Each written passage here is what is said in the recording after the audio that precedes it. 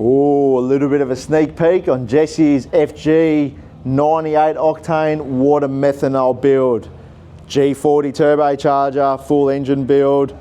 It's got all the good stuff. We're trying to make the power of E85. Can we do it? Well, time will tell. But one thing's for sure is that we are getting on top of the tune right now, and I'm going to give you a sneak peek at the power figure. And yes, this is 98 octane and water methanol injection, 80-20 mix to be exact. And yeah, it's impressive. Check it out. So without water meth, 433 kilowatts, very conservative and soft tune.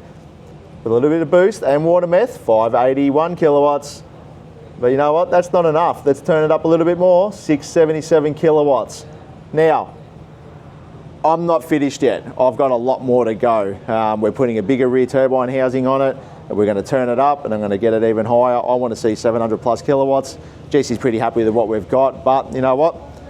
We've done this and I just want to see it. I want to prove that you can make 700 plus kilowatts on 98 octane fuel with water methanol. I'm not trying to do it on 98, that's just stupid.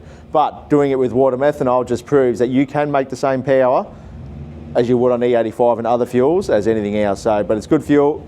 Sorry, it's not good fuel. 98 octane and water meth is a very good combination. It works well, but you've got to be on top of it, and the combination has to be built around that setup. So there's a lot that goes into it. We'll go into more detail in the full release video when we've got it completed. Thanks for watching, guys. I just had to show you. Bye.